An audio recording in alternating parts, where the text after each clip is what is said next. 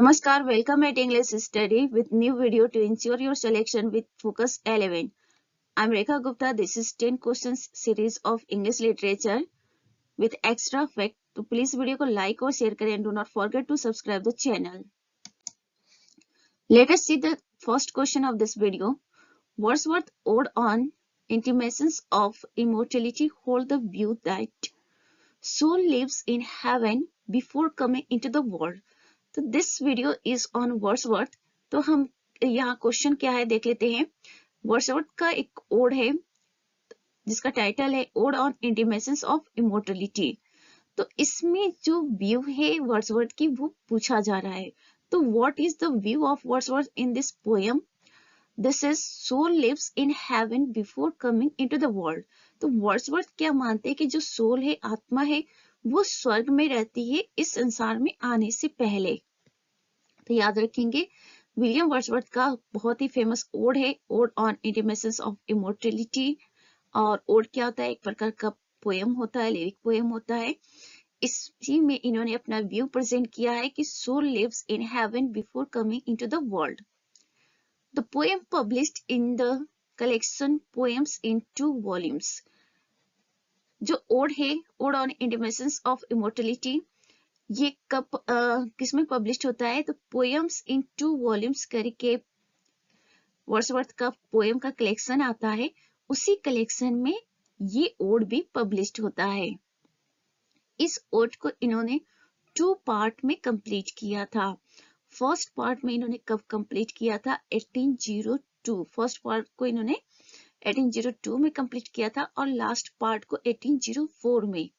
First part में इन्होंने 4 stanza complete किया था और लास्ट पार्ट में इन्होंने 7 स्टेंजा कंप्लीट किया था. तो टोटल इस ओड में 11 स्टेंजा आपको देखने को मिलेगा. तो याद रखेंगे ये सभी बहुत ही इंपॉर्टेंट फैक्ट्स है. Narrator's realization that childhood special relationship to nature and experience has been lost forever. In this poem क्या देखने को मिलता है कि नरेटर मीन्स विलियम वर्ड्सवर्थ, ये क्या करते हैं? इनको रियलाइजेशन होता है कि जो इनका चाइल्डहुड के टाइम का जो स्पेशल रिलेशनशिप था इनका नेचर के साथ और इनके जो एक्सपीरियंस थे वो क्या हो चुके हैं? हमेशा के लिए खो चुके हैं. Although the unconscious memory of this state of being remains a source of wisdom in the world. लेकिन हाँ, जो अनकॉन्शियस मेमोरी थी उस स्टेट की यानी कि चाइल्डहुड की, वो कहीं ना कहीं अभी बना हुआ था जो इस दुनिया में क्या था? एक सोर्स था, सोर्स ऑफ विजडम था. तो यही इन्होंने देखा है.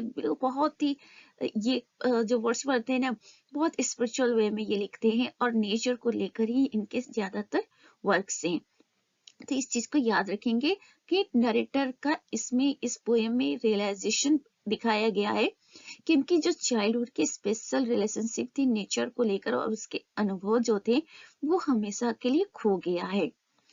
और इस पोएम में यानी कि ode on intimations of immortality में वर्ड्सवर्थ ने क्या कहा है कि soul lives in heaven before coming into the world. Question number 2. Let nature be your teacher occurs in which poems of William Wordsworth? This is the tables turned. Question is that ये खूबसूरत सा sentence देखिए, let nature be your teacher. तो ये William Wordsworth के किस poem में देखने को मिलता है? तो this is the tables turn में. द टेबल्स टर्न वर्ड्सवर्थ का पोएम है, उसी में आपको ये लाइन मिलेगा, let nature be your teacher. The tables turn published होता है 1798 में. ठीक है, 1798 बहुत ही मतलब इम्पोर्टेंट ईयर है विलियम वर्ड्सवर्थ के लिए और इंग्लिश लिटरेचर के लिए, क्योंकि इसी ईयर में वर्ड्सवर्थ की लिरिकल बैलेट्स पब्लिश्ड होती है. तो याद रखेंगे वर्ड्सवर्थ की लिरिकल बैलेट्स पब्लिश्ड होती है जिसमें बहुत सारी पोएम का कलेक्शन होता है. और सिर्फ इसमें वर्ड्सवर्थ के ही पोएम का कलेक्शन नहीं होता है, एस.टी. कॉलरिज के भी पोएम्स होते हैं. एस.टी. कॉलरिज के 4 पोएम्स होते हैं.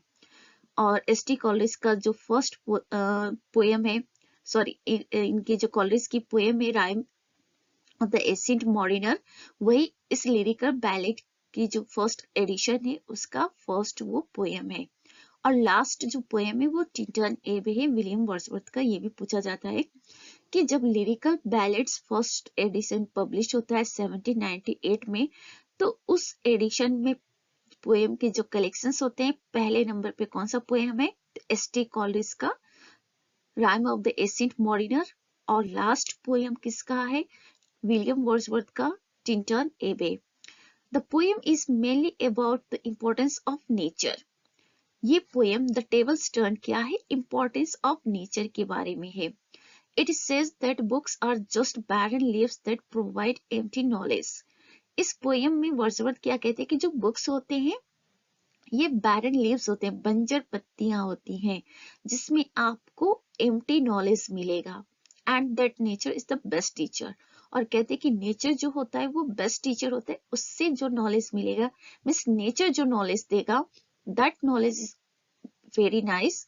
वो ह्यूमैनिटी को लेकर नॉलेज देगा, मानवता को लेकर नॉलेज देगा। इसीलिए वर्ड्सवर्थ को लगता है कि किसी बुक से, किसी मेन टीचर से, किसी पर्सन से हर मायने में नेचर इज बेटर, क्योंकि वर्ड्सवर्थ का इतना ज्यादा कनेक्शन था नेचर के साथ कि वो नेचर को ही अपना सब कुछ मानते थे। 8 ballad stanzas with 32 lines. The tables turn जो है बैलेड के फॉर्म में है। टोटल कितने स्टेंजा है? 8 स्टेंजा है। और कितने लाइन्स से? 82 लाइन्स है। तो याद रखेंगे 4 लाइन्स के 8 स्टेंजा आपको देखने को मिलेगा, क्योंकि जो बैलेड होते हैं वो 4 लाइन के स्टेंजा होते हैं। Wordsworth describe songs of linnet and throstle. इस पोयम यानी कि द टेबल्स टर्न जो बैलेड है वर्ड्सवर्थ की, इसमें इन्होंने लिनेट और थ्रॉसल जो बर्ड्स हैं उनके सॉन्ग को डिस्क्राइब किया है। क्वेश्चन पूछा जा सकता है कि लिनेट और थ्रॉसल बर्ड्स का जिक्र वर्ड्सवर्थ ने अपने किस पोयम में किया है? तो that is the tables turn में। टोन क्या है? कंट्रास्ट और कंपैरिजन का टोन है। तो याद रखेंगे कंट्रास्ट और कंपैरिजन का टोन देखने को मिलेगा आपको इस पोयम द टेबल्स टर्न में। Next question, which critic does consider a poet as a man speaking to man? It's William Wordsworth. तो क्वेश्चन है कि कौन क्रिटिक है जो पोएट को क्या मानता है? A man speaking to man, यानी कि एक आदमी जो बहुत सारे आदमियों से बातें कर रहा है। अकॉर्डिंग टू वर्ड्सवर्थ पोएट ऐसे होते हैं। थोड़ा सा एक्स्ट्रा फैक्ट्स देखते हैं। He wrote these words in the preface to the second edition 1800 of the lyrical ballad. तो देखिए लिरिकल बैलेड की टोटल 3 एडिशन आते हैं। फर्स्ट एडिशन 1798 में, और सेकेंड एडिशन 1800 में, और थर्ड एडिशन 1802 में। तो जो लिरिकल बैलेड का सेकेंड एडिशन होता है उसमें वर्ड्सवर्थ प्रीफेस ऐड करते हैं। प्रीफेस एक एसे के फॉर्म में होता है, और इसी प्रीफेस में आपको ये देखने को मिलेगा a man speaking to man.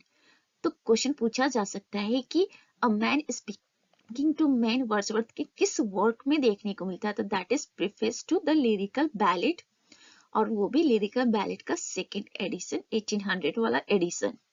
The preface is often considered a manifesto of the romantic movement in English literature.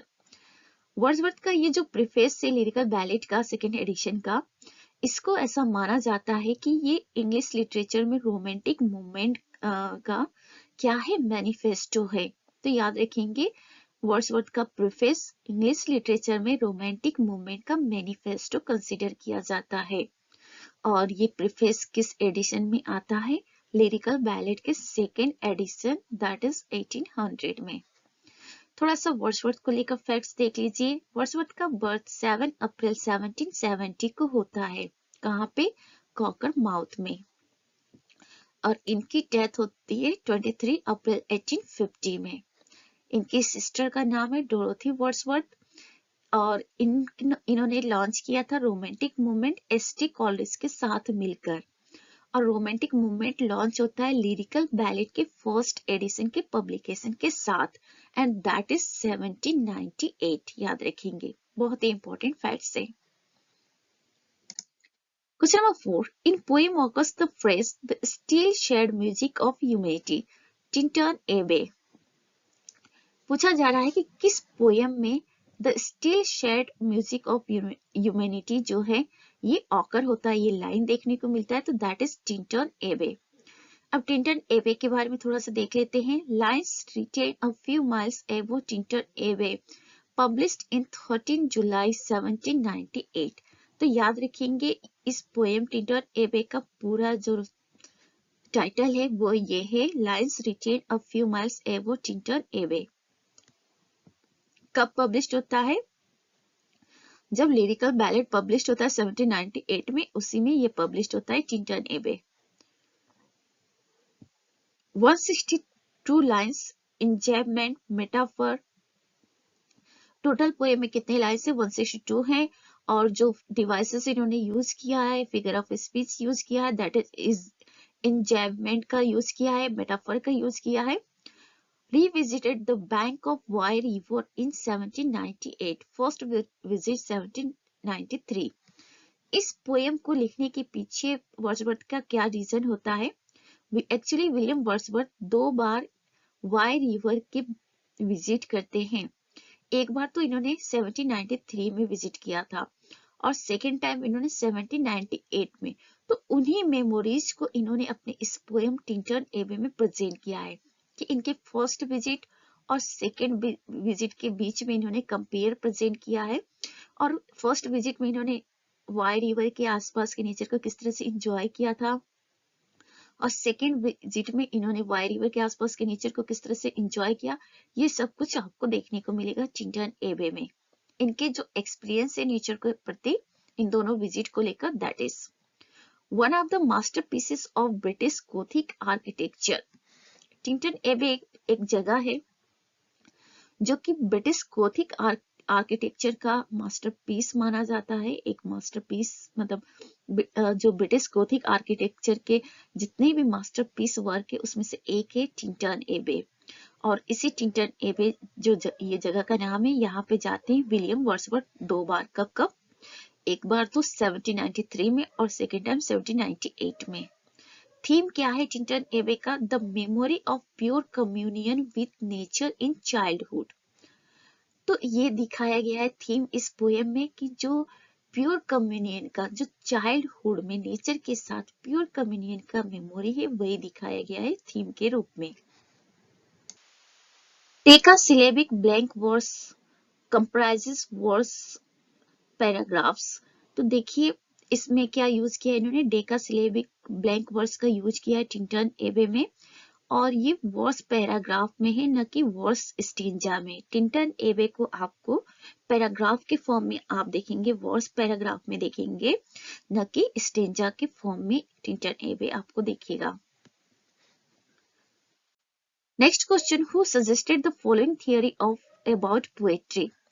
Poetry is the spontaneous overflow of powerful feelings. It takes its origin from emotion really collected in tranquility.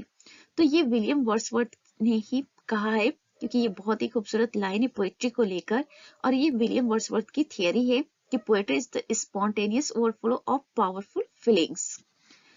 तो इनके अनुसार poetry क्या है? जो हमारी powerful feelings होती है वो उसकी स्पॉन्टेनियस ओवरफ्लो है, मतलब ऐसी फ्लो है हमारी फीलिंग्स की जिसमें कोई अपने आप वो मतलब नेचुरली वो निकल के आ रहे हैं, कोई उसमें रोक टोक नहीं है अपने आप से। ये ऐसा नहीं कि हमारे प्रेशर की वजह से वो फीलिंग्स आ रहे हैं, अपने आप आ रही है, ऐसा विलियम वर्ड्सवर्थ मानते हैं। The above lines are from preface to the lyrical ballad. तो ये खूबसूरत लाइन कहाँ से आपको लिया गया है वर्ड्सवर्थ के किस वर्क से? तो that is preface to the lyrical ballad.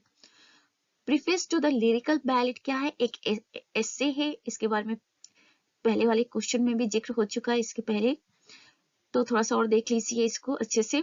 1800 में जो इनका लिरिकल बैलेड का सेकेंड एडिशन आता है, उसी में प्रीफेस इनका आता है। और प्रीफेस क्या है? एस्से है, और ये पब्लिश्ड होता है लिरिकल बैलेड के सेकेंड एडिशन में, और फिर इसको एक्सटेंड कर दिया जाता है लिरिकल बैलेड के थर्ड एडिशन में भी, 1802 में भी। और जो ये प्रीफेस है लिरिकल बैलेड का, ये डी फैक्टो मैनिफेस्टो है रोमांटिक मूवमेंट का। याद रखेंगे, क्वेश्चन पूछा जा सकता है कि वर्ड्सवर्थ का वो कौन सा वर्क है जो डी फैक्टो मैनिफेस्टो के रूप में जाना जाता है रोमांटिक मूवमेंट का? तो that is preface to the lyrical ballad, और ये एक एसे की फॉर्म में है। Next question, who made the following observation about Wordsworth early poetry? William Wordsworth की स्टार्ट की जो पोएट्री है उसको लेकर किसने ये ऑब्जर्वेशन प्रेजेंट किया है? Wordsworth's early poetry is radical not because it embodies revolutionary thought or theory, or because it voices the complaints of the poor, but because it attempts to shift a literary perspective away from what he saw as gentility and fast sophistication. तो ये बात William Wordsworth की poetry को लेकर किसने कहा था? तो दैट इज ब्रायन बेट ने कहा। याद रखेंगे, ब्रायन बेट का ये कमेंट से वर्ड्सवर्थ की पोएट्री को, वो भी अर्ली पोएट्री को लेकर। Wordsworth's magnum opus is the Prelude. तो वर्ड्सवर्थ का जो मैग्नम ऑपस का मतलब होता है, ये लैटिन फ्रेज है, इसका मतलब होता है मास्टरपीस। तो विलियम वर्ड्सवर्थ का जो मैग्नम ऑपस या मास्टरपीस है वो द प्रेल्यूड है। विलियम वर्ड्सवर्थ पोएट लॉरेट बनते हैं 1843 में, और तब से 1850 तक ये पोएट लॉरेट रहते हैं अपनी डेथ होने तक। जॉन केबल वर्ड्सवर्थ के बारे में क्या कहते हैं? The poet of humanity. तो जॉन केबल ने वर्ड्सवर्थ को कहा है poet of humanity.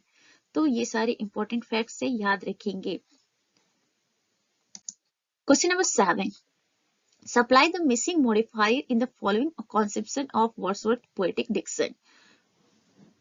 William Wordsworth के पोएटिक डिक्शन को लेकर आप यहाँ पे एक स्टेटमेंट दिया गया है, और इसमें फील करने के लिए कहा गया है कि जो मिसिंग मॉडिफायर है, उस मिसिंग मॉडिफायर को क्या करना? फील करना है।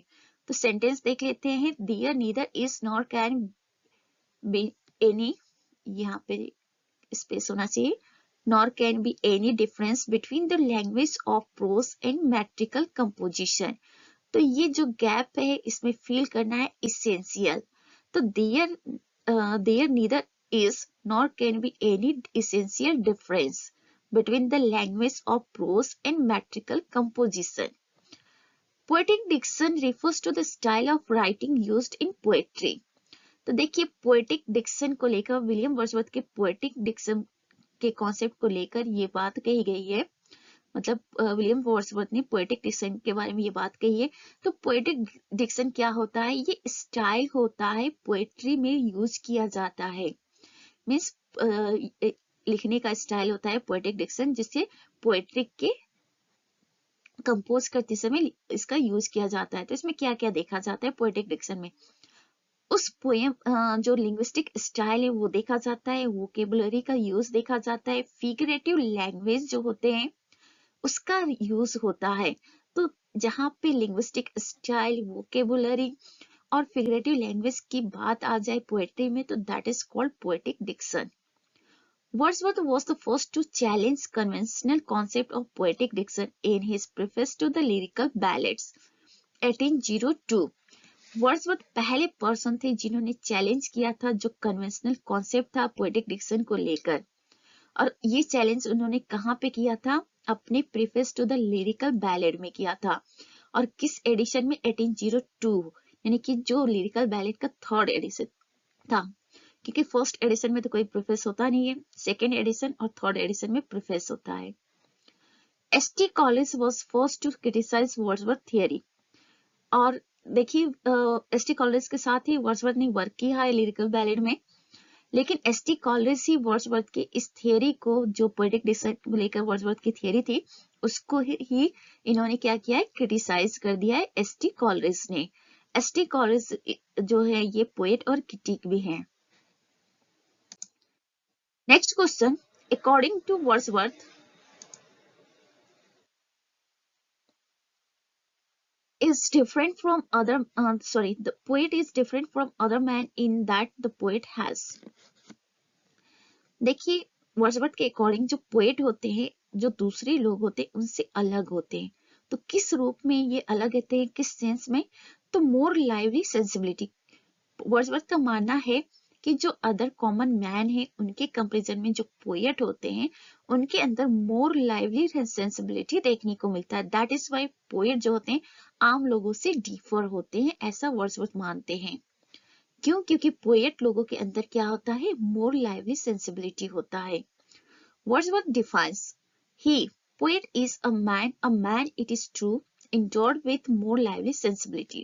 Wordsworth यहाँ पे क्या कह रहे हैं कि he यानी कि पोएट क्या है, वो भी एक आदमी है और ये सच है कि वो एक आदमी है, लेकिन उनके अंदर मोर लाइवली सेंसिबिलिटी देखने को मिलता है, मोर enthusiasm एंड टेंडरनेस देखने को मिलता है।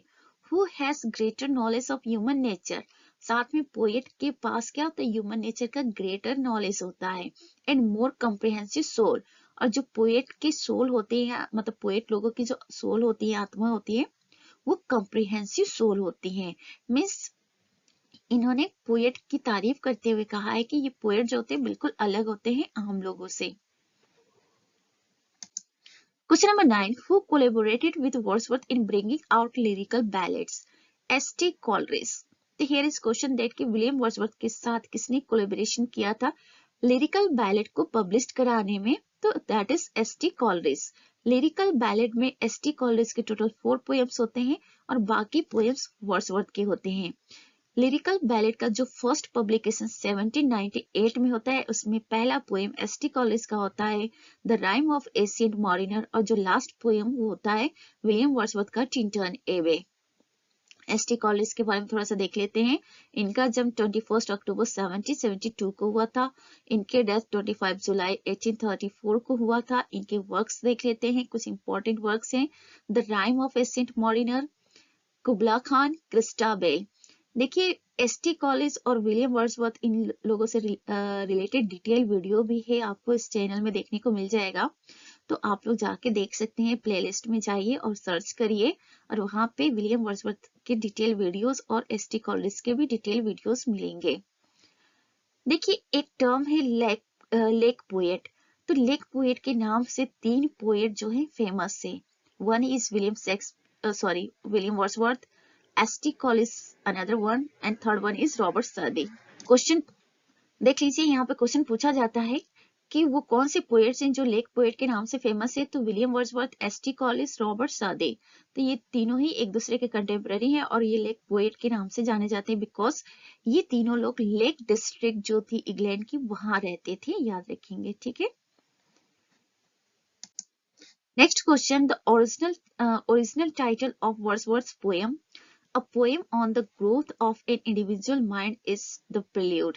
तो the prelude का ही ये लंबा सा टाइटल है, A poem on the growth of an individual mind.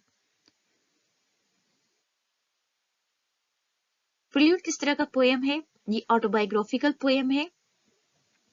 1850 में पब्लिश होता है, वर्ड्सवर्थ के डेथ के बाद ही पब्लिश होता है, ठीक है। तो विलियम वर्ड्सवर्थ की ये ऑटोबायोग्राफिकल पोएम है, वर्ड्सवर्थ के डेथ के बाद 1850 में ये पब्लिश होता है। इनकी वाइफ मैरी हचिंसन पब्लिश करवाती हैं। थीम क्या है? Society is disappointing but nature presents the solution to the problems caused by society. Poet कहते हैं इस पोएम में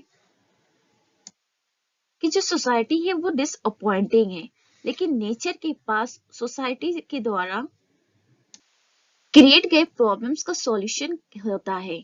तो याद रखेंगे, वर्ड्सवर्थ का मानना है कि सोसाइटी डिसअपॉइंटिंग होता है और जो भी प्रॉब्लम सोसाइटी क्रिएट करती है उसका सॉल्यूशन नेचर के पास होता है।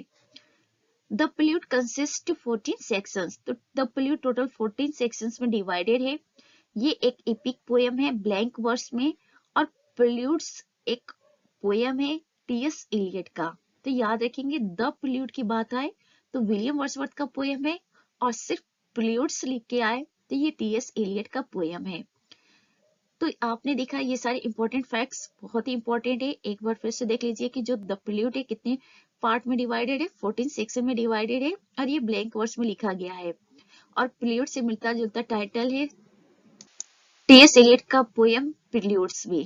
तो याद रखेंगे, द प्रेल्यूड विलियम वर्ड्सवर्थ और प्रेल्यूड्स किसका है? टी.एस. इलियट का है। और ये पब्लिश कब होता है? 1850 में, वर्ड्सवर्थ के डेथ के बाद। द प्रेल्यूड का कंप्लीट टाइटल है a poem on the growth of an individual mind. और थीम क्या है, सोसाइटी इज डिसअपॉइंटिंग, और सोसाइटी के प्रॉब्लम का सॉल्यूशन नेचर के पास है। ठीक है, और प्रिल्यूड किस तरह का पोएम है, ऑटोबायोग्राफिकल एपिक पोएम है, याद रखेंगे। This is all about for this video. Please video को लाइक और शेयर करें। Do not forget to subscribe the channel. Thanks for watching. Be happy, keep smile.